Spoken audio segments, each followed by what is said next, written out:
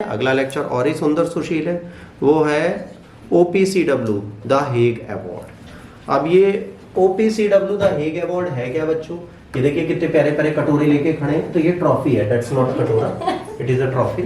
तो जो मेडल होते हैं वो हैं, तो ये जो है यही लेने ये लोग गए थे। इसको बोलते हैं हैग में रासायनिक हथियार निषेध प्रबंधन।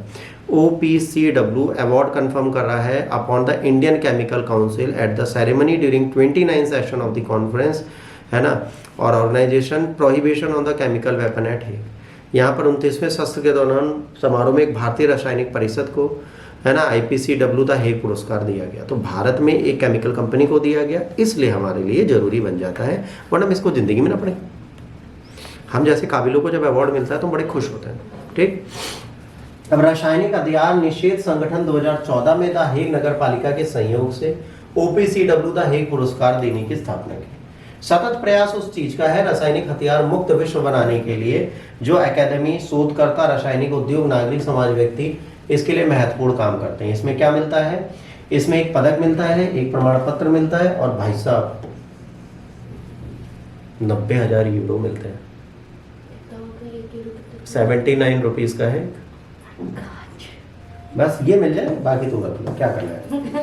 ठीक, तो ये जो 90,000 यूरो है, इसके लिए आज से हम लोग भी बेटा एक मुहिम चलाएंगे। कोई भी केमिकल यूज नहीं करेगा। हम लोग केमिकल मुक्त भारत बनाने के लिए ये वाले व्यक्ति पाएंगे। कहाँ पे? समाज के व्यक्तियों में हम लोग आएंगे, तो हमें भी फ्यूचर में अवार्ड मिलेगा, है ना। Person of the civil society हम लोग बनेंगे। ठीक है, we will be the civil society and we will also help everyone. कोई भी वेपन चलाएगा उसे मारेंगे हम लोग। अब की अबाउट इंडियन केमिकल काउंसिल क्या है, इनके बारे में समझिए। ये भारत का रासायनिक उद्योग का प्रतिनिधित्व करने वाला मुख्य निकाय है, जिसकी स्थापना 1938 में अंग्रेजों के समय हुई थी। ये भारत में रासायनिक उद्योग की सभी शाखाएं जैसे कार्बनिक, अकार्बनिक रसायन, प्लास्टिक, पेट्रोकेमिकल्स, रिफाइनरी का प्रतिनिधित्व करने वाला सबसे बड़ी नेशनल एजेंसी है। It is the apex national body representing all branches of chemical industries. इसके बाद ministry of commerce and industry, government of India authorise है इसको देखने के लिए। मुंबई, दिल्ली, कोलकाता, चेन्नई में इसके ऑफिस हैं, और ये सर्टिफिकेट ऑफ द ओरिजिन देता है एक्सपोर्टर्स को। ये क्या करता है? सर्टिफिकेट्स ऑफ ओरिजिन देता है एक्सपोर्टर को। तो that is something which you have to remember. ये एग्जाम में प्री ओरिएंटेड क्वेश्चन बनने के 90% चांसेस रखता है आज की डेट में। तो ये अगर एग्जाम में पूछा जाए तो आपको पढ़ना पड़ेगा। अब ICC की पहल क्या है ना। अब यहाँ पे क्या है? नाइसर ग्लोब इनिशिएटिव है substantial impact of the chemical, है ना, transportation safety in India, offering real time monitoring and emergency response capabilities.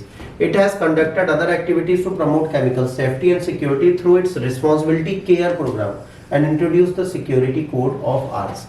तो इसने कहीं ना कहीं केमिकल्स को चेक किया, उनको बचाने की कोशिश की है, तो एक इम्पोर्टेंस चलता है। अब ये रासायनिक हथियार निषेध संगठन है क्या, इसके बारे में आपसे एग्जाम में पूछा जाएगा।